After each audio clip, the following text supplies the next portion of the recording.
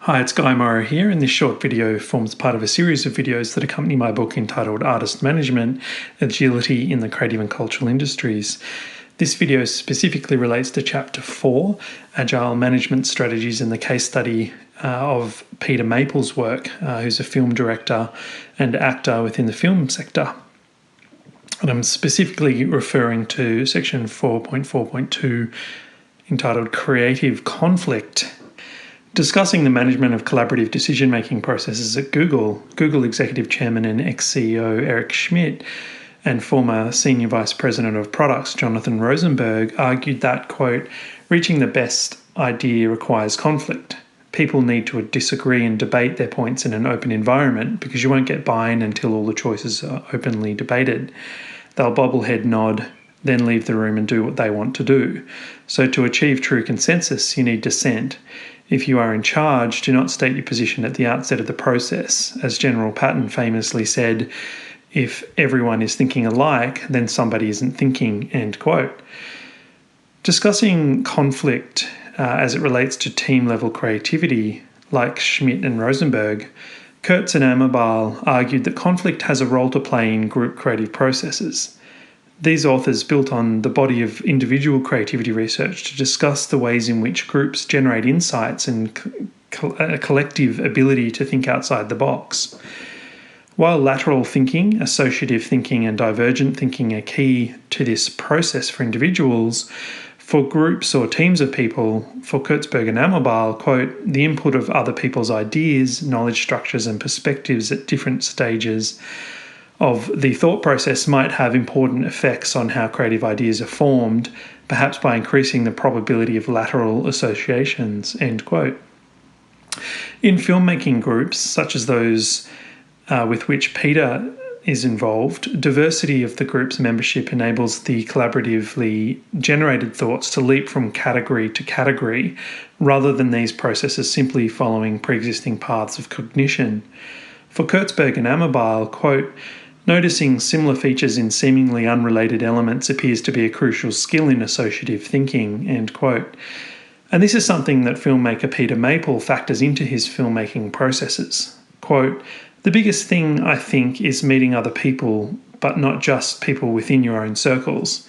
That's something I'm slowly learning, and it becomes more and more obvious. If you can cast a wider net, and it's not this kind of really consciously advantage-taking situation, but if you can find as many different people in different fields, then again, it's like having 20 projects. If you have numerous amounts of collaborators in different fields, then it's going to create more opportunities as well as possibilities, end quote.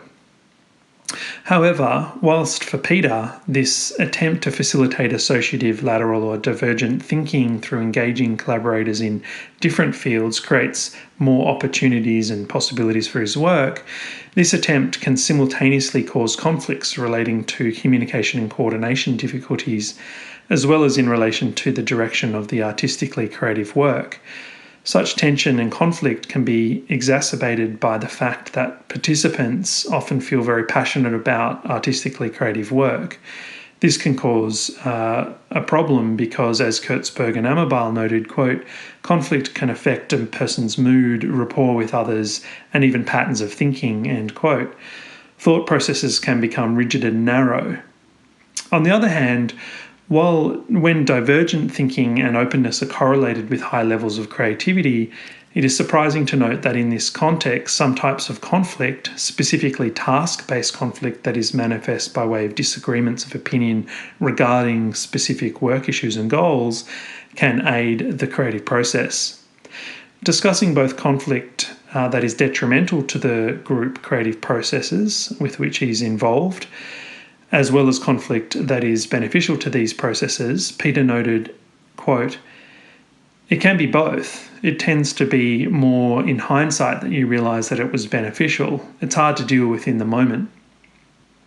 When I say hindsight, much later, once the project's over and you look back at it, it's not like a day after the conflict or a week after, because you're still active with that person or those people and on that project.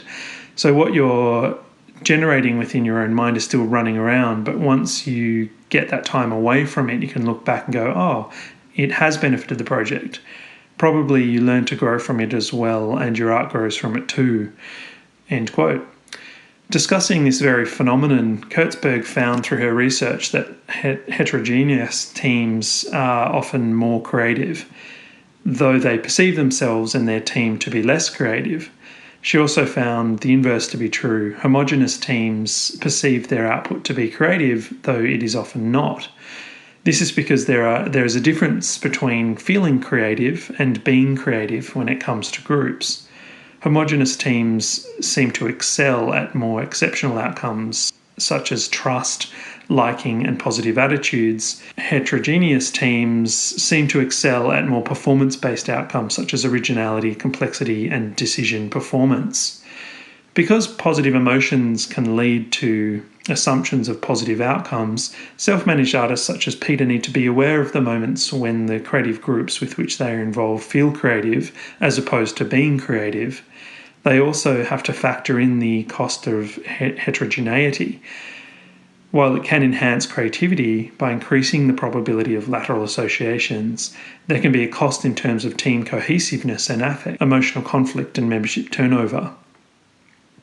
This is where broad understanding of this issue of perceptions of conflict, along with an understanding of the different types of conflict, would aid the membership of the groups that self-managed artists such as Peter form. Discussing the tendency for task-based conflict during a collaborative process to be interpreted as personal or relationship-based conflict that leads to a breakdown of the relationship, Peter noted, quote, "I can get quite close to other artists if we are of a similar ilk, and I struggle normally if we're not. Only recently I had to work with another artist on a project and we just weren't gelling artistically. We got off, we kind of got on fine personally, but then the artistic clashes just got bigger and stronger, and the two of us dug our heels in, and it got quite ugly to the point where I was like, I just need to survive this project and get through it and do the bare minimum." Then the result that came of it, looking back on it with hindsight, was quite strong, and I've since worked with that artist again, and we now have one of the strongest relationships. So it's built from fire, that one. That's really rare for me. Normally that would be done and dusted. I'll never see that person or work with them again. There was something in that created a positivity in the end," end quote. This is an example of task-based conflict during a collaborative process, and of an artist being able to get through this process with their relationship with the other participants still intact. This is partly because Peter was able to recognise that not all conflicts are the same. Discussing the different types of conflict that are relevant here, Kurtzberg and Amabile noted, quote, "Previous research has identified three main categories of conflicts: task-based conflict, which pertains to discussions and debates about the work being done; relationship-based conflict, which pertains to the interpersonal interaction among group members; and process-based conflict, which pertains to the strategies, plans, and divisions of roles and responsibilities." End quote.